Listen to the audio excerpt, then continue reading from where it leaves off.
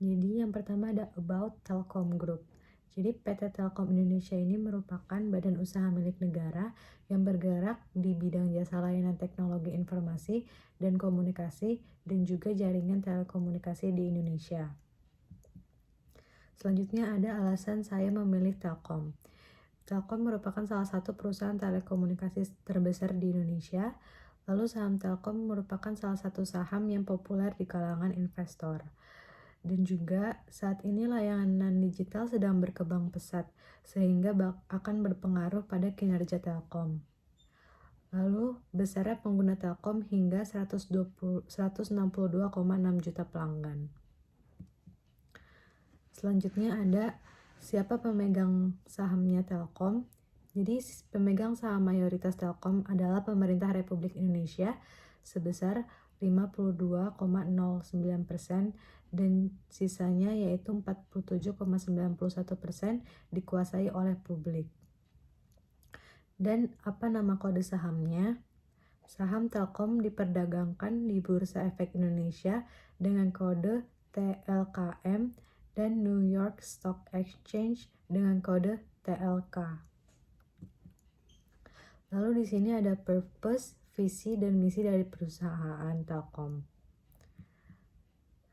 Next ada History of Telkom Group atau sejarah dari perusahaan Telkom. Jadi dimulai dari tahun 1884 yaitu muncul telepon. Saat itu pemerintah Belanda membangun telegraf elektromagnetik. Lalu di tahun 1965 merupakan kelahiran Telkom di mana pemerintah Belanda membentuk lembaga untuk mengatur pos dan telekomunikasi. Dan juga saat itu dipisahkannya jasa pos dan telekomunikasi dan dinamai PN Pos dan Giro dan juga PN Telekomunikasi. Lalu di tahun 1991 terjadi perubahan nama. Perumtel berubah menjadi PT Telekomunikasi Indonesia. Lalu yang terakhir ada tahun 1995 yaitu tumbuhnya teknologi seluler. Saat itu Telkomsel didirikan dan meluncurkan kartu Halo. Bersama Indosat mendirikan Telkomsel di tahun yang sama, mulai melakukan penawaran umum perdana saham di Bursa Efek Indonesia dan juga New York Stock Exchange. Jadi di tahun 1995 Telkomsel sudah mulai menawarkan sahamnya. Lalu selanjutnya ada History in Stock World atau sejarah di dunia persahaman. Jadi Telkom melakukan IPO dengan menawarkan saham sebanyak 1,17 billion. Pada 14 November 1995, Telkom tercatat di Bursa Efek Indonesia dengan harga 2.050 per lembar sahamnya. Selanjutnya ada jajaran komisaris. Di sini ada 2 nama baru yang baru menjabat sebagai komisaris pada 28 Mei 2021 yang lalu. Yang pertama itu ada Bambang Permadi atau biasa yang dikenal dengan Bambang Brojonegoro. Jadi sedikit latar belakang tentang Bambang Brojonegoro. Pak Bambang ini sempat menjabat menjadi Menteri Keuangan, Menteri Pembangunan, juga Menteri Menristek Dikti. Lalu ada satu nama baru lagi yaitu Abdi Negara Nurdin atau yang biasa disebut atau dikenal Abdi Sleng. Pengangkatan Abdi Sleng menjadi komisaris ini sempat menjadi perbincangan cukup panas sebab ada beberapa pihak yang menganggap dirinya kurang kompeten untuk dijadikan komisaris. Lalu kita beranjak ke direksi. Untuk direksi kita akan membahas sedikit mengenai latar belakang dari direktur utamanya yaitu Ririk Ardiansyah. Jadi Ririk Ardiansyah ini sempat menjabat sebagai Direktur Compliance and Risk Management di PT Telkom, lalu Direktur Wholesale and International Business, Direktur Utama PT Telkom Indonesia, dan sekarang menjadi Direktur Utama PT Telkom. Selanjutnya ada penghargaan. Di sini saya mengambil penghargaan PT Telkom pada tahun 2019. Jadi di sini ada banyak sekali penghargaan dan sebenarnya saya tidak tulis semua. Jadi hanya ada beberapa penghargaan yang saya tulis. Salah satunya adalah penghargaan Cellular Award, yaitu menjadi Best Home Internet yang dijatuhkan kepada IndiHome. Lalu selanjutnya kita akan membahas kasus yang baru saja terjadi, yaitu ada dugaan kasus korupsi di internal Telkom. Jadi kasus ini menyangkut mantan Direktur Utama PT Telkomsel, yaitu Setianto Hantoro, dan juga Direktur PT Telkom Indonesia, yaitu Edi Wicara. Kasus ini menyangkut pengajuan proposal program sinergi New Sales Broadband Telkomsel dengan nilai 300 miliar, di mana hal ini dianggap tidak sesuai dan akan merugikan negara. Lalu selanjutnya ada program CRR Telkom yang telah dilaksanakan. Yang pertama ada Indonesia Digital Learning and My Teacher My Hero. Jadi program ini adalah kegiatan pelatihan guru-guru di bidang digital dan juga memberikan apresiasi pada guru-guru yang telah melaksanakan kegiatan tersebut. Lalu selanjutnya ada Pustaka Digital, di mana PT Telkom ini menghadirkan 1000 Digital Learning Corner di 1000 plaza yang tersebar di seluruh Indonesia, di mana hal ini dapat mempermudah masyarakat untuk mengakses buku secara online.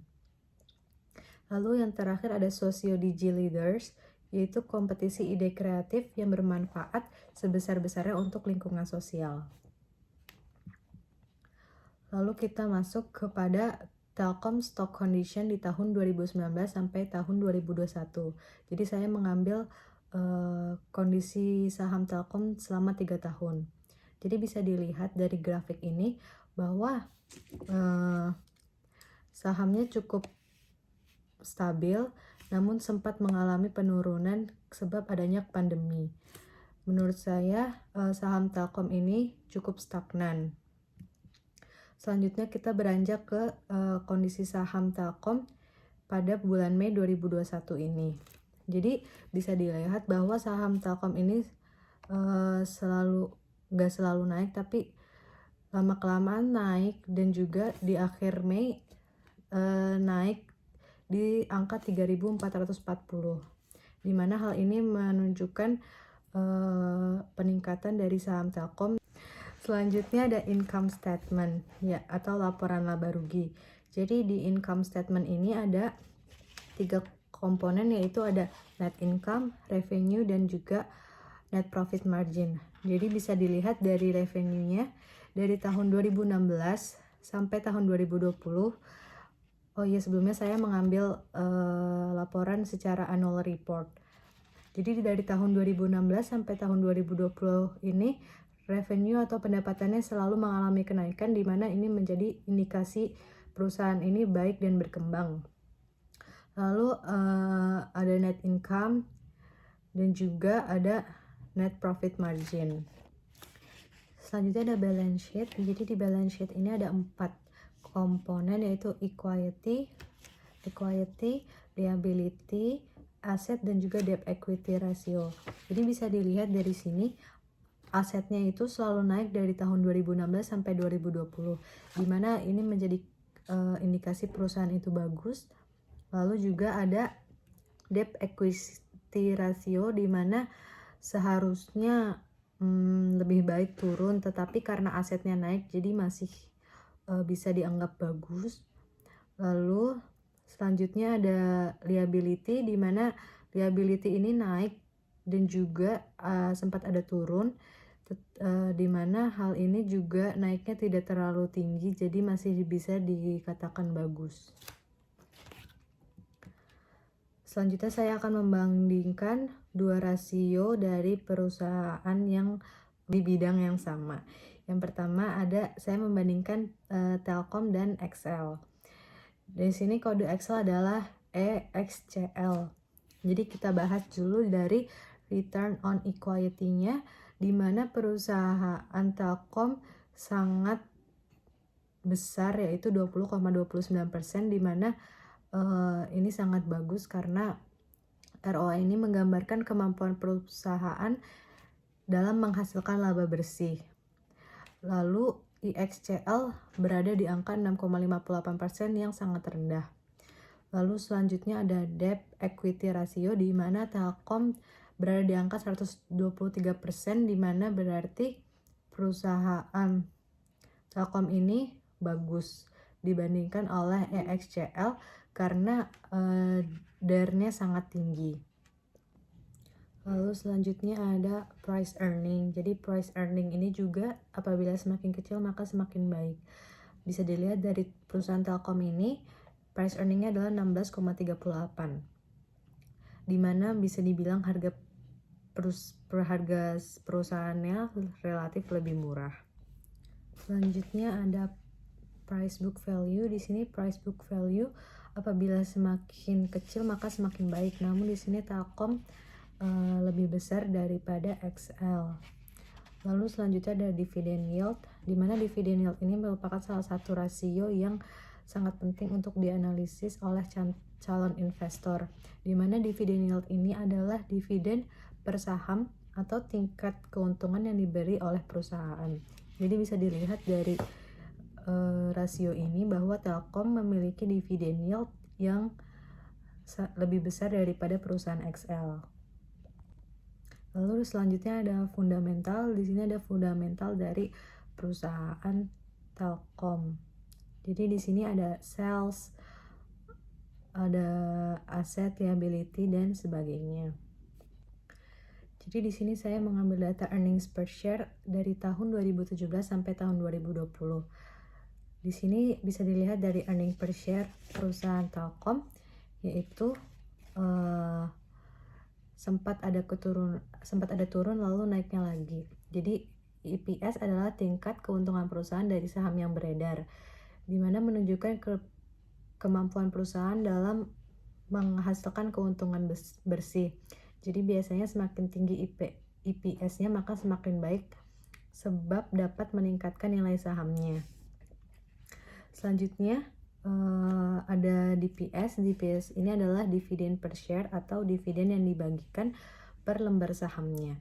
Jadi bisa dilihat ini dari tahun 2017 sampai tahun 2019 ini mengalami penurunan, dan juga untuk DPR atau dividen payout ratio-nya ini mengalami kenaikan dan juga penurunan. Jadi sebenarnya dividen itu dibagi berdasarkan keuntungan, jadi ada juga keuntungan yang ditahan yang biasa disebut juga dengan retained earnings. Nah, jadi modal yang ditahan ini bisa untuk ekspansi, untuk modal dan sebagainya. Jadi kita ambil contoh dari DPR di tahun 2017, di mana 76,21%-nya ini dividennya dibagikan kepada para investor, sedangkan sisanya ini ditahan modalnya atau dividennya ini ditahan oleh Telkom untuk modal dan sebagainya. Lalu selanjutnya kita beranjak kepada berita terhangat dari Telkom. Jadi yang pertama adalah punya investasi di Gojek, begini dampak merger Gotoh ke ASI dan Telkom. Lalu selanjutnya ada komisaris baru Telkom dari Abdi Sleng sampai Bambang Brojonegoro. Lalu yang terakhir ada saham Telkom yang anjlok 3%, efek rombak manajemen. Lalu selanjutnya ada opini dari para analis mengenai berita ini.